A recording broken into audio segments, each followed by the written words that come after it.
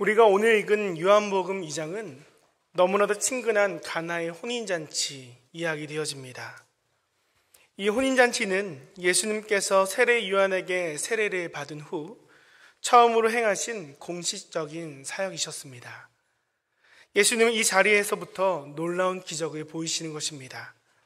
보통 중요한 첫 자리에서는 신중히 행동하기 마련이지만 예수님은 물을 포도주로 바꾸시는 이 파격적인 기적으로 자신이 누구인지를 당당히 드러내셨습니다. 때문에 예수님께서 보이신 놀라운 기적은 예수님께서 단순한 사람으로 이 땅에 오신 것이 아닌 하늘의 권세를 가진 존재임을 알리는 중요한 순간이었습니다. 또한 혼인잔치의 기적은 예수님의 사역과 사명이 무엇인지 처음과 끝을 명확히 보여주는 상징적인 사건이 되었습니다. 그렇게 우리는 이 놀라운 가나의 혼인잔치를 통하여 누릴 수 있는 귀한 교훈이 있습니다.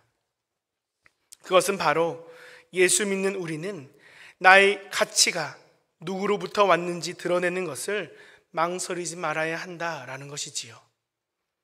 우리는 때때로 세상에서 내가 어떠한 존재인지 나타내는 것을 망설일 때가 참으로 많이 있습니다.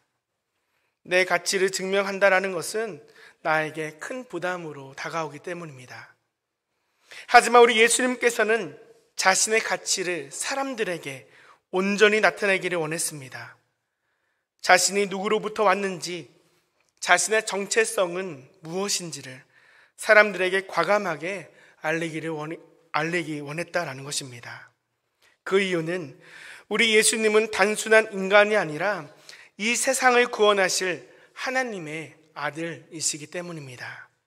이것은 즉 우리 예수님을 통하여 생명이 주어지고 우리 예수님을 통하여 회복이 나타나고 우리 예수님을 통해서만 하나님을 만날 수 있게 된다는 것을 의미하는 것입니다. 이것을 너무나도 잘 알고 계셨던 예수님은 수없는 사람을 만나는 과정 속에서 자신이 누구인지 알리는 것을 지체하지 않으셨습니다. 별 볼 일 없는 나사렛 시골 출신과 가난했던 목수의 아들로 자란 그 꼬리표는 더 이상 중요하지 않습니다. 왜냐하면 예수님에게 주어진 사역은 하나님의 생명된 말씀을 가르치는 것이요, 천국 복음을 전하는 것이요, 상처 입은 육신과 영혼을 고치시는 것이 오직 예수님의 사명이셨기 때문이었습니다. 그렇게 예수님은 늘 자신과 함께했던 세상의 초라한 꼬리표는 생각지도 아니하십니다. 우리 예수님께서 누리기 원했던 것은 세상의 꼬리표가 아니라 오직 하나님의 아들이라는 꼬리표였다라는 것입니다. 사랑하는 여러분, 예수님께서는 오늘 우리에게도 이와 같은 모습이 있기를 간절히 원하십니다. 다시 한번 말씀드리지만 우리 예수님께서는 세상의 꼬리표를 생각하지 않으셨습니다. 예수님께서 가진 세상의 꼬리표는 시골 변방 나사렛 출신의 가난한 목수의 아들이었습니다. 때문에 예수님의 정체를 알았던 사람들은 예수님을 향하여서 이렇게 말하는 것입니다. 마태복음 16장 55절의 말씀을 제가 한번 읽어보겠습니다. 이는 그 목수의 아들이 아니냐? 그 어머니는 마리아, 그 형제들은 야고보, 요셉, 시몬, 유다라 하지 않느냐? 이것이 바로 예수님의 사역 가운데 늘 따라다녔던 주님의 꼬리표였습니다. 하지만 예수님은 이러한 볼품없는 세상의 꼬리표는 생각지 아니하시고 나와 함께 하시는 하나님, 생명이신 하나님, 능력 되신 하나님의 아들이라는 꼬리표를 가지고 세상에 나아가기를 원하셨다라는 것입니다. 그렇게 우리도 이와 같아 할 것입니다. 세상은 우리에게 말하기를 세상에서의 꼬리표가 중요하다고 말하기 때문입니다. 우리의 출생 신분, 우리가 다니는 학교, 우리의 취업과 일, 배우자, 그리고 자녀와 노후 생활 등등. 세상은 끊임없이 우리에게 수많은 꼬리표를 요구합니다. 이러한 세상의 요구 가운데 우리는 세상의 기준에 맞지 아니하면 세상에 나서는 것을 두려워하기 마련입니다. 하지만 이 모든 것을 깨트릴 수 있는 놀라운 방법이 있다고 오늘 말씀을 말씀합니다. 그것은 우리의 가치가 누구로부터 왔는지, 우리의 존재가 무엇인지를 내가 깨닫는 것입니다. 예수님은 이것을 너무나도 잘 알고 계셨습니다. 자신이 하나님의 아들이라는 사실, 능력이신 하나님께서 나에게 모든 권능을 주셨다는 사실을 예수님은 알고 계셨다라는 것입니다. 이것은 세상의 출생과 세상의 출신을 뒤바꾸어 놓는 놀라움이 되었습니다. 시골 출신 나사렛, 가난한 목수의 아들이라는 꼬리표에서 하늘나라의 시민권자, 하나님의 아들이라는 꼬리표로 탈바꿈되었다라는 것입니다. 하나님은 오늘 우리에게도 동일하게 말씀하십니다. 우리는 예수님을 영접할 때 천국의 시민권자가 되어집니다. 우리는 예수님을 영접할 때 하나님의 자녀가 되는 영광을 누릴 수 있습니다. 하나님은 오늘 우리에게 말씀하시는 것입니다. 하늘나라의 시민이 된 우리, 하나님의 자녀가 된 우리는 세상의 화려한 스펙이 아니라 오직 하나님 나라의 백성으로, 하나님의 자녀로 이 세상을 이겨내야 한다라고 말입니다. 예수님은 세상을 창조하신 하나님만을 의지하였습니다. 내가 가진 세상의 꼬리표를 의지한 것이 아니라 오직 하나님의 능력만을 의지하기 원했다라는 것입니다. 그렇게 예수님은 많은 사람들이 있는 그 자리에서 하나님의 영광을 나타내는 기적을 보이시기를 마다하지 않으십니다. 왜냐하면 이것이 하나님의 자녀로서 하나님께 영광 올려드리는 놀라운 방법 되어지기 때문입니다. 우리도 하나님의 영광을 위해 살아야 합니다. 하나님께서 우리를 이와 같이 사용하고자 하십니다.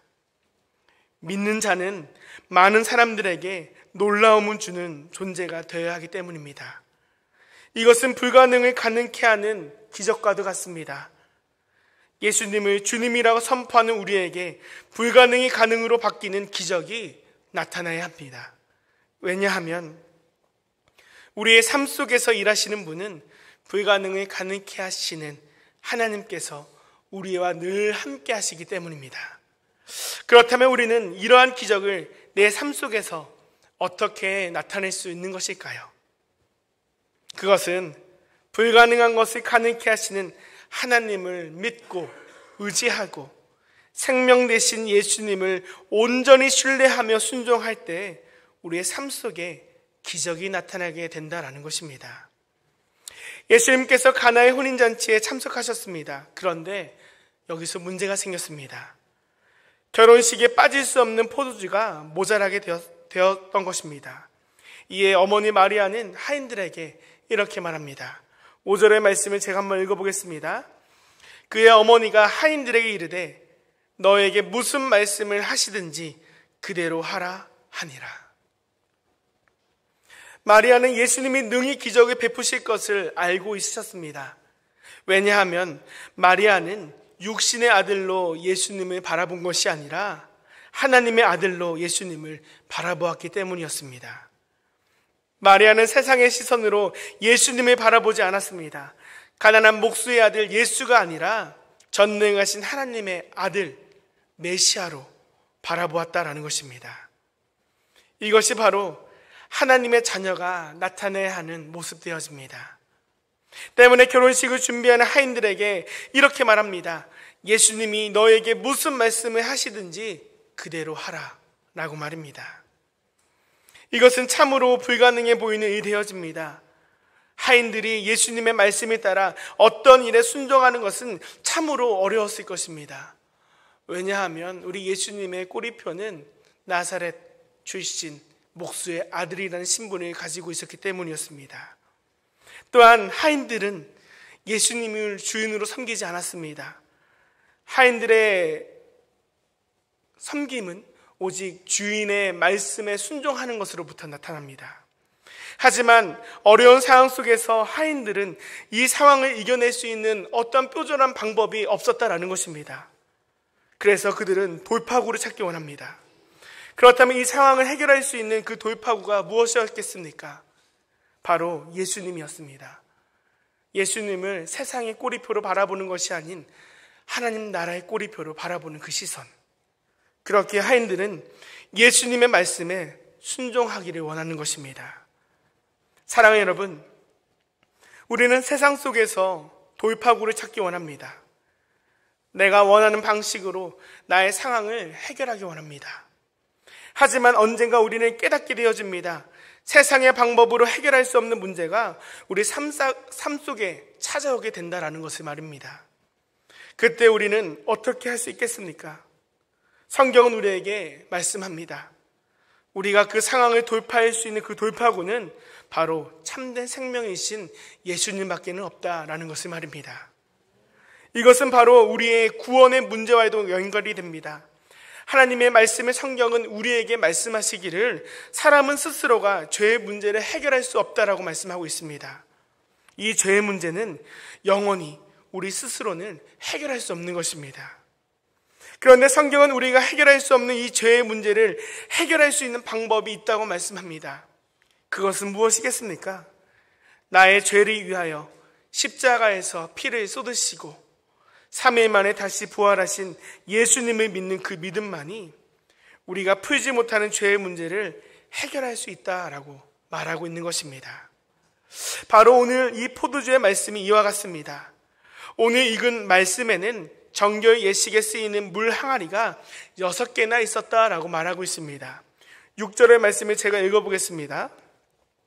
거기에 유대인의 정결 예식에 따라 2-3통 드는 돌 항아리 6이 놓였는지라. 여기서 물 항아리는 정결한 결혼 예식에 참여하기 위해서 손과 발을 씻기 위하여 준비된 항아리를 말하는 것입니다. 그런데 성경은 돌 항아리가 6개나 준비되었다라고 말하고 있습니다. 성경에서 6이라는 숫자는 완전수 7에서 하나가 없는 수이기에 불완전한 숫자를 뜻하고 있습니다. 즉 성경이 우리에게 말하는 것은 내가 스스로 지는 자범죄는 언제든지 정결 예식을 통하여서 용서받을 수 있다라고 말하는 것입니다. 하지만 더불어 성경이 우리에게 말하는 것이 있습니다. 우리의 근원적인 죄, 원죄, 그것은 용서받지 못한다라는 것이지요. 여기서 우리의 근원적인 죄란 아담과 하와로부터 물려받은 죄의 뿌리를 말하는 것입니다. 그렇게 성경은 우리에게 말하기를 원초적인 죄의 뿌리는 정결 예식을 통해서는 해결받지 못한다라는 것입니다. 그것이 6개뿐만이 아니라 100개, 1000개가 놓여 있어도 말입니다. 때문에 예수님께서 물을 포도주로 바꾸신 이유가 바로 여기에 있는 것입니다. 불완전한 물 항아리 6개를 초월하여 자신이 십자가에서 피를 쏟아 완벽하게 죄를 해결할 것이라고 많은 사람들 앞에서 예고하시는 것입니다. 때문에 우리가 해결할 수 없는 근원적인 죄는 십자가에서 쏟으신 예수님의 피를 통하여 깨끗하게 용서받을 수 있습니다. 그래서 예수님은 첫 사역의 현장을 통하여서 자신의 목적을 분명하게 많은 사람들에게 선포하시는 것입니다. 사랑하는 여러분, 오직 예수님의 피 흘림만이 우리의 근원적인 죄의 문제를 해결하실 수 있으십니다. 이 피 흘림은 우리의 근원적인 죄의 문제뿐만이 아니라 나의 삶 속에서 찾아온 모든 문제까지 해결받는다라는 것을 의미하는 것입니다. 그 이유는 가나의 혼인잔치가 이 포도주의 기적을 통하여서 더욱 기쁨이 충만해졌기 때문입니다. 10절의 말씀도 읽어보겠습니다. 말하되 사람마다 먼저 좋은 포도주를 내고 취한 후에 낮은 것을 내거늘 그대는 지금까지 좋은 포도주를 두었도다 하니라. 예수님은 가나의 혼인잔치의 기적을 통하여서 피 흘림의 놀라운 축제를 말하고 있는 것입니다. 죄 용서함을 받고 생명을 얻은 자는 하나님 나라의 천국잔치에 초대를 받는 것입니다. 그 초대는 기쁨과 감사가 충만하며 좋은 곳이 가득한 곳이 바로 천국잔치라는 것을 말씀하고 있습니다. 사랑하는 여러분, 저는 여러분 모두가 참된 가치를 발견해내시기를 간절히 소원합니다. 이 참된 가치는 바로 예수의 보혈입니다. 그리고 그 발견 속에서 우리 예수님만이 우리의 참된 생명이요 참된 기쁨이라는 것을 고백하실 수 있기를 간절히 소원합니다. 19세기 낭만주의 시인이었던 바이런의 이야기를 들려드리고자 합니다. 바이런은 오늘날 최고의 시인으로 존경받는 인물입니다. 그가 영국의 대학 옥스퍼드를 다닐 때 있었던 유명한 일화가 있습니다. 바이런이 종교학 과목을 듣는 중 서술 시험을 치르게 되었습니다. 그 시험의 문제는 이러하였습니다. 물을 포도주로 바꾼 예수의 기적에 대해 논하라. 바이런은 이 짧은 시험 문제를 받고 창밖만을 보는 것입니다. 많은 친구들이 답안을 다 써 내려가고 있었습니다. 그리고 시험 시간이 얼마 남지 않았습니다. 그럼에도 바이런은 요동하지 않고 창문만 바라보고 있습니다. 그때 교수가 바이런에게 이렇게 말하였습니다. 백지 제출은 당연히 0점이 되고 학사 경고가 될 수 있으니 그냥 아무 것이나 적고 나가라 라는 것이었습니다. 그러자 바이런은 시험 종료를 앞두고 재빨리 시험지에 단 한 줄의 답을 적고 강의실을 빠져나갔습니다. 그리고 얼마 후 시험 성적이 발표되었습니다. 그런데 제일 늦게 냈고 제일 적게 답을 쓴 바이런이 옥스퍼드 역사상 가장 최고의 점수를 받게 되는 것입니다. 그 역사적인 답안지에는 이렇게 쓰여 있었다고 합니다. 물이 주인을 만나니 얼굴을 붉히더라. 사랑하는 여러분, 우리가 주인 되신 예수님을 만나면 우리의 삶이 변화됩니다. 오직 예수의 보혈만이 우리의 삶을 변화시킬 수 있는 것입니다. 귀한 주일, 살아계신 예수님을 만나 우리의 마음이 예수의 피로 붉어지는 놀라운 시간 되어지시기를 간절히 소원합니다. 기도하시겠습니다.